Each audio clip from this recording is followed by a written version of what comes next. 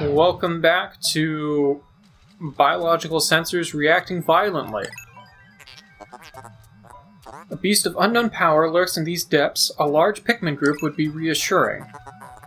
My sound sensors are also picking up hostile roars of many beasts. Expect dangerous encounters. They're also showing some extreme heat pockets. You may need flame-resistant Pikmin. But my records indicate no such data. Are my records incomplete? Okay, yeah, so this place is just going to be big. Oh, yeah, and it tells you the element up there. Okay. So you want to bring 5 flame Pikmin with you in here. I think 50 will probably be okay. You have to be a little careful when going into the caves, because you can't get more Pikmin. You can only get wild Pikmin, which may or may not be a thing. So you only have the number that you come down here with. But, again, this place is... there's no limit in this game. So you can just... If you don't do super hot here, you can just spend some time building back up and come back with a bigger group the next time. But we'll try not to have to do that. Alright, so that will lead me to an actual path. What will this lead me to? A Grub! Well, it's dead now. And it'll also lead me to another path over here. So let's see where this goes. I think this just reattaches me back to the other side. Okay. Yeah, so this does just go back around to the other area that we saw before, which is fine. Everyone collect the grublins. They're not worth much, but they're worth something. Oh, there's more of them, okay. Not anymore.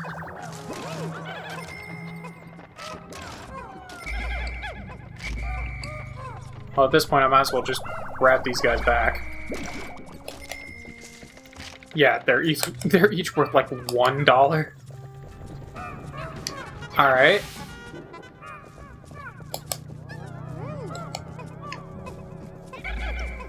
So there's another way down, which I'll be taking in a minute. But we also have a part. So we do have... thing. Oh, it's a frickin' control pad. Alright, cool. Will that let me control Pikmin in different ways? That would be sweet. I'm just gonna swing around here, make sure there's nothing else that will spawn. Nothing? Okay.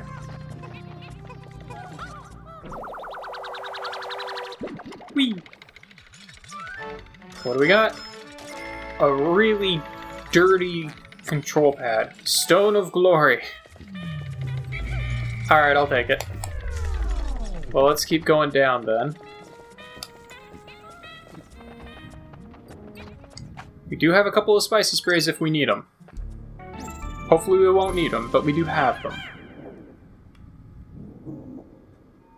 I don't know how big this cave system is, so I don't know if it warrants having its own full episode.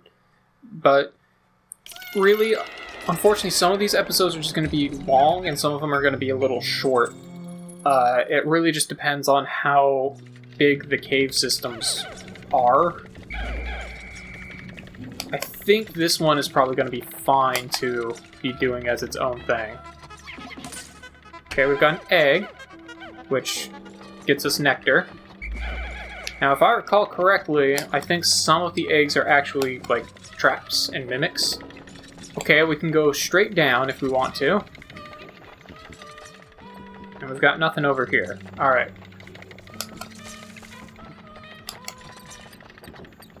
We have more candy pop bulbs. So I can make more purple Pikmin, which I will probably want to do.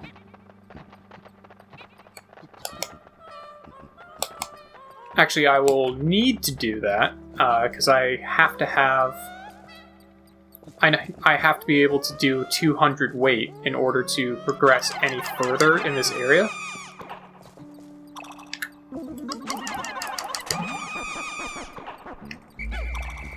Well, not in this underground area, but in the stage I'm in, we've got a blockade that requires 200 weight to get past it. And the only way we're going to be able to do that is with purple Pikmin. Now, again, since there's no time limit here, you could just sit out and wait for your purple Pikmin to level up. But I don't really see any need to do that. What I will do, just to make this a little bit faster, is come swing them through this way, like so. There we go. So now that I have 20 purple Pikmin, we can get 200 weight, and also pick up objects that require 200 strength to pick up. So that's pretty sweet. I think that was all that there really was here in this cave, yeah. And I do believe if you come here on a different day, then those candy pop bulbs will have respawned, so you can get more purple Pikmin if you need them. The game is pretty forgiving, frankly. Except for the fact that the only way to get purple Pikmin is by going into a cave. And as soon as you leave the cave, I'm pretty sure it does end the day immediately, no matter when you entered the cave. Which is why it's typically a best idea to just kind of explore as much as you can above ground before going underground. Like I did in the previous episode. Pretty much spent the whole day exploring before I went underground. Alright. So, we've got some fire going here. I don't really want to use the purple Pikmin here, I don't think. I think I just want the red boys. Because the red boys, just like in the previous game, are immune to fire. They're the only Pikmin that are immune to fire.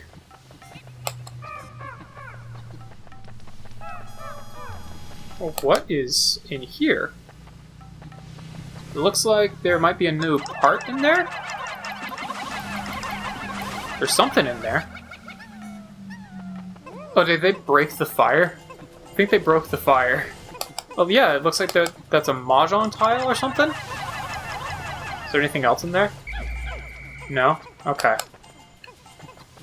I didn't even know they could break the fire. That's pretty cool if they can. Because that way they can make it so that other Pikmin can also explore through here. Which is going to be very handy. Yep, Mahjong tile. Alright. Strife Monolith. Cool. Alright, well, if I can break these with red Pikmin, then that actually makes this a lot easier. I don't need to separate really at all. I can just chuck some red Pikmin at each of these to destroy them.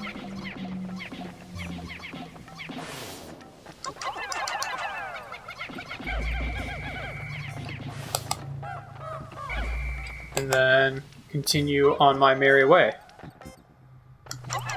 So let's chuck some more red Pikmin at these guys. Think that they will... Yeah, they'll split up. Cool.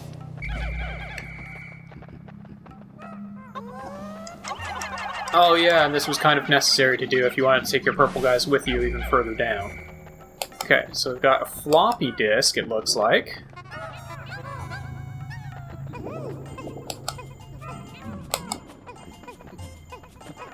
And I am going to just escort this one back, because I don't know if these guys stay permanently off or not. And I don't really want my purple guys getting roasted. Is that all that there was in this place? I think so. I can go down another layer. But first, we'll bring in this treader. If this increases my, like, memory banks or something. Oh, is this a... I think this is an actual game. Yeah, this is a Nintendo floppy disk. I'm pretty sure this is an actual game. I don't know what game it is, but I'm pretty sure it was a game of some kind. Alright, that's pretty neat. I think that was all there was down here. Yeah, it looks like it. So then let's keep going. Delve even further. Yeah, I'm kind of glad at this point that I decided to make this episode, or decided not to try and do the cave system in the previous episode, because I have a feeling this cave is going to be plenty big enough to do for its own thing. Yeah, we're still not even on the final floor. We can see... Alright, so it looks like this is the way to continue going down. The fact that they are giving me ways to go down really close to the ship is probably just... Why is everyone freaking the hell out? What I want you to do is actually, like, kill these things. Are they just there to spook you? I think those things are just there to spook you. Because they weren't doing anything else. My guys wouldn't attack them. And they didn't attack me in any way. Or any of my Pikmin. Huh. Oh, I think if you destroy the eggs, sometimes it can spawn those guys. Alright. Well, let's destroy the fire. No. Red boys. Yes, I know, I'm trying. Pikmin are suffering. Blow your whistle. You may be able to help them. I'm trying. Thank you. Yeah, I didn't really want my purple guys getting all up on that, but fine. Yeah, I think sometimes when you break an egg, it can spawn those, like, spider mite things, which just cause your Pikmin to freak out. Yeah, like that. Oh, cool. I didn't know you could destroy those, but that's pretty sweet. Okay, so it looks like you can ground pound, like if you use a purple Pikmin to like ground pound on that, it will just cause them all to break, which is pretty sweet. Alright, where am I even going? Okay, so it looks like the only way to go is this way. Directly towards the bulbs. Got it. So let's break the fire, so I don't have to worry about it. Let's continue to break the fire, so I don't have to worry about it. Is this a shortcut? That is a shortcut. And that shortcut will let me get around you.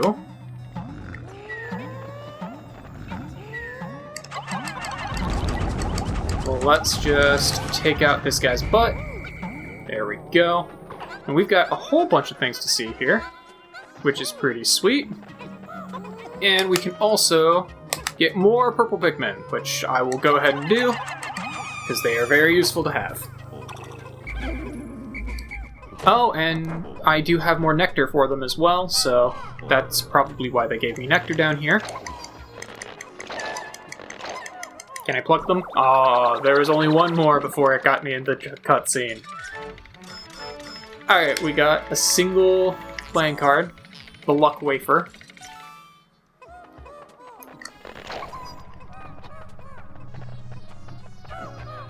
I can carry this guy back too. This thing looks like a Game & Watch, I want to say. Dream Architect. Oh yeah, it's legit a Game & Watch. You can actually see the logo on the left there. Huh. Nice. Alright, well let's carry this guy back as well. Get a little bit more money for it. Might as well. And then once I've got everyone collected, I will get them nectar. I didn't remember that you could even kill the mites, and the fact that when you kill them, they just spawn a ton of... They each spawn nectar. That's pretty sweet. Alright, those guys are worth 7. That's not bad. Yeah, honestly, it's not a terrible idea to just bring 100 Pikmin with you every time you come down into the mines. Or come down into the caverns and caves and whatnot. Just because you can't actually get more Pikmin while you're down here. But, this early in the game, really not that big a deal. Let's keep going here. I don't think this place is big enough to warrant 2 episodes. It might be a little bit of a long episode to do it all in one, but I don't think it's really going to warrant 2. Some of the caves will definitely warrant 2, maybe even 3. And here's the final floor. And a really big thing that's moving. We can see. Alright. Yeah, I don't think I like that. I don't think I like that at all. Just gonna go around you. Well, there's the way out. Alright. If I remember correctly, this guy can get real nasty real quick. Let's try and hit his head.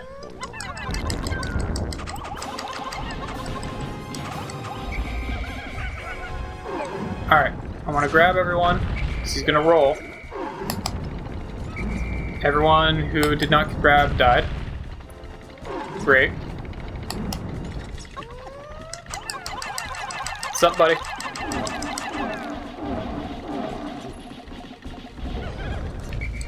Good. Everyone come back, because he's going to roll again. Yeah, luckily he only rolls each way. Unfortunately, I'm pretty sure I lost a whole bunch of purple guys there, which kinda sucks.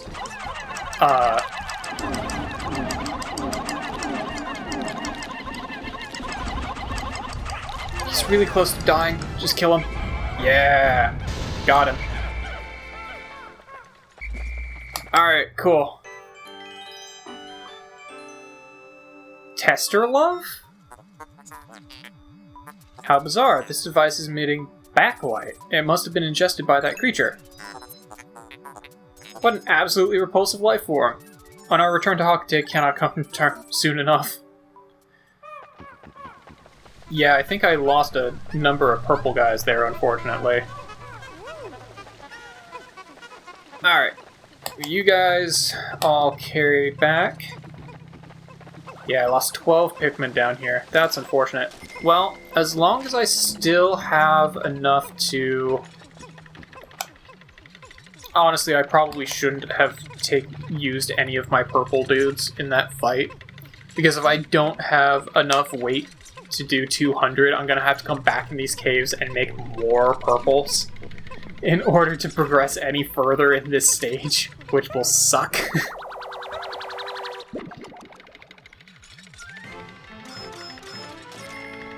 I guess as long as I still have like 15 or 16, I can probably do it. Prototype detector. Yeah, I think this is just like a radiation detector or something. Seems to react when it approaches treasure. Okay, cool. So now we have the treasure radar. Awesome. The treasure gauge is now fully operational. It will appear on your monitor. Alright. Cool.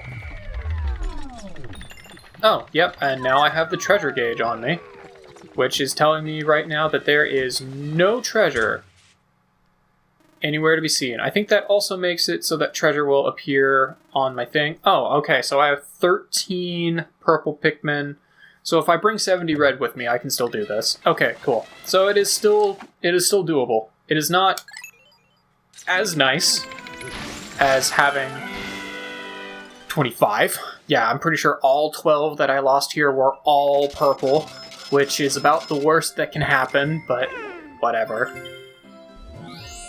We completed the cave. Yay. We'll go ahead and save.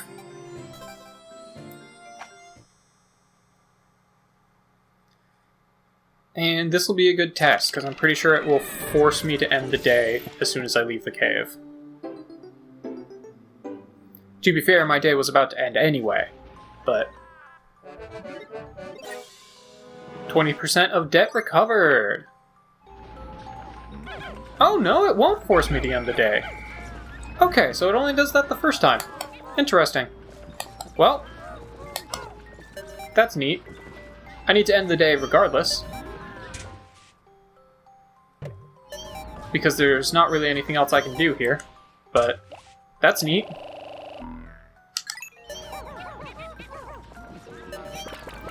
Well, I'm glad we tested that. So let's put the rest of you guys in here. Alright, and everyone is all put away. Interestingly, it looks like if I go closer to this way, we get treasure radar. Looks like there is a treasure up over here, maybe. Huh. Okay, so their treasure radar seems to show me things that may not even be, particularly visible. So that's pretty interesting.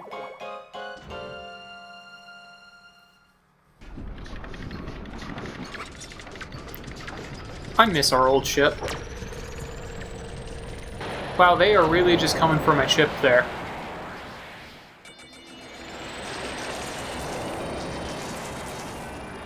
I guess they really want the purple Pikmin.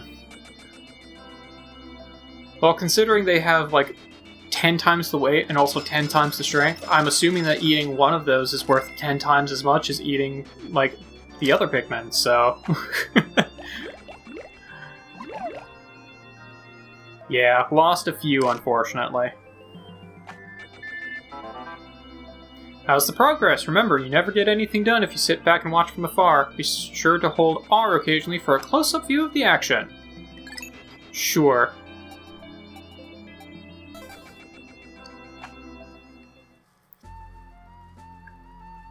Alright, well that was day 3. We still need blue Pikmin in order to come over here. I believe we should be able to do more over here, though, still. But let's check out some new stuff, because we have a whole bunch of new notes to take a look at. Iridescent Flint Beetle, the Flint Beetle family. They are nocturnal, choosing to hide in grass in the day and active at night. They keep undigested food pellets in their stomachs to sustain them through winter, but given the right stimulus, they'll spit them out. These pellets are enveloped in a membrane that seals and preserves them in a sterile, airtight environment. If kept at room temperature, it seems that this pellet membrane will keep its contents fresh for up to 6 months. This membrane may be made from the same substance that gives exoskeleton of the Flint Beetle its beautiful sheen. An essential flavor accentuating ingredient in gumbo and jambalaya. It's also delicious in soups, broths, and marinades. Alright, cool. Got the female sheer grub. Have the Mandiblard family. Males of this species are purple and black creatures with tapered mouths, while the females are lighter in color and lack an armored exoskeleton.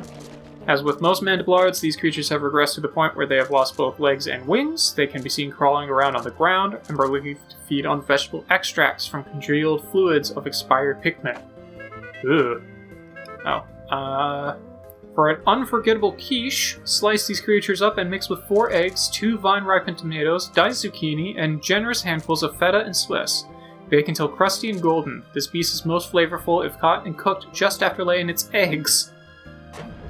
Okay. Got the male sheer grub, which are really going all out on those carrots there. This species is a male sheer grub. Having lost both its legs and wings, it burrows into the soil and waits to ambush small prey. It can be dangerous, making such creatures as Pikmin easy prey. Wow, I can't read. Alright. Spread several specimens in the bottom of a casserole dish, baked with sliced avocado. Bake until the meat is choice and cheese is lusciously browned. We've got Mitite. Unknown family. They feed on eggs. Upon reaching maturity, they excrete a special pheromone that attracts females of a particular species, enticing females to swallow the Mitite's whole. Pikmin, however, seem to dislike the scent. After entering the host's female body, they lay their own eggs inside the host eggs just prior to the host spawning. Weird. Flash fry with garlic and red chilies in a hot pan, sprinkled with grated gorgonzola. Some dinner guests may find the legs unappealing, so it's best to remove them before serving. Cloaking burrow knit of the burrow knit family. Okay. The snake eyes is one of the most distinctive traits. It spikes mantle, makes it makes it easily identifiable while making it a representative species of the burrow knit family. It also provides a frame that fixes its muscular structure in place. This appears to give the creature a powerful needle-launching attack. Boil in the shell with a pinch of salt until bright red, serve piping hot with tartar sauce. Alright, can do.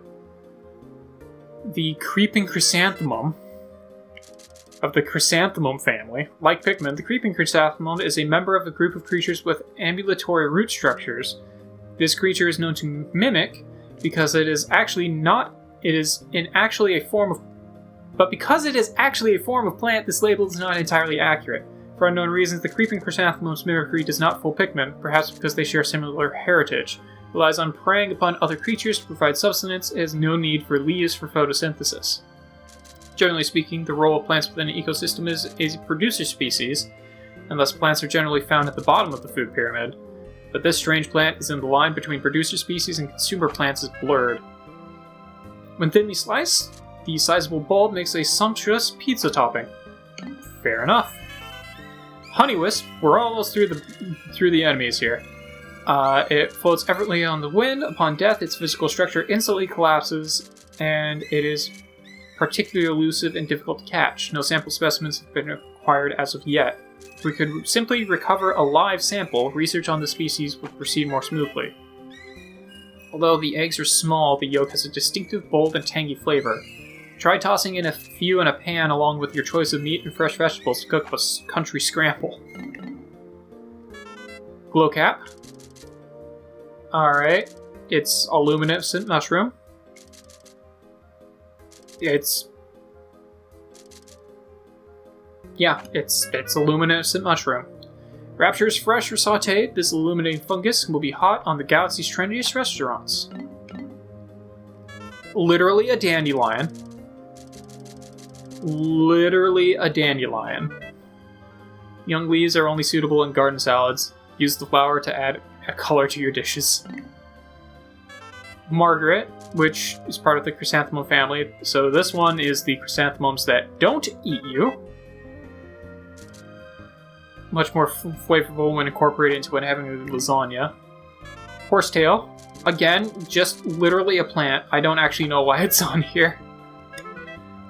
Remove and discard primitive scaly leaves, then blanch the tender stalk in a buttery broth. And then the big old boy, the Empress Bulblax. Ugh. Oculus martyrica, grub dog family. Initial observation placed doubt on the capability of the grub dog family to support a strong ant-like or beetle-like structure. But recent studies show that the family is capable of such complexity. The egg sac of the largest female grub dog within a given range swells to dramatic proportions in response to environmental changes, such as sudden depletion of prey species. These females temporarily take the role of pack matriarch. Also, in pack formation, it has been observed that nearly all males not involved in species reproduction undergo natural sex changes. The characteristics of such specimens are quite intriguing. For a sophisticated delicacy, make a pot of foie gras. Okay, from this massively obese creature's liver and spread it over a sesame cracker. Literally a cracker. Alright. Well, we've got a couple of new treasures, and then we should be good for today. Found this fascinating fruit while exploring today. The skies cleared up. I found a peaceful watching the pink flower petals flutter in the wind. During this perilous expedition, it seemed strange to have such soft-hearted romantic thoughts. If I told my wife about this, I'm sure I'd get laughed at. Again. What a strange pattern. When I look at it, I feel good fortune raining down upon me. If I could just buy a lottery ticket right now, I'm sure I'd win. Computers view the world in ones and zeros, but when people are different. Our world isn't simply black or white, right or wrong. Everyone's different. Maybe one day the ship will understand that. Maybe one day it won't give me sass when I ask to collect a slimy specimen. At night, I have nothing to do to keep me occupied. I've been searching for something dull to dull the boredom, but every time I find something I want to play with, it's broken. This object is a great example. It looks fascinating, but I can't get it to function. Guess I have to write about it in this journal. This is a peculiar object. Just looking at it fills me with a powerful sense of nostalgia. Now that I think about it, Pikmin had a curious look on their faces when they carried it. Maybe that was just my imagination. The cave we searched was lined with flame-spewing spouts. The temperature in the cave was absolutely stifling. Oh, that reminds me, I completely forgot to tell Louie about the red Pikmin. He's so quiet, sometimes I forget he's even there.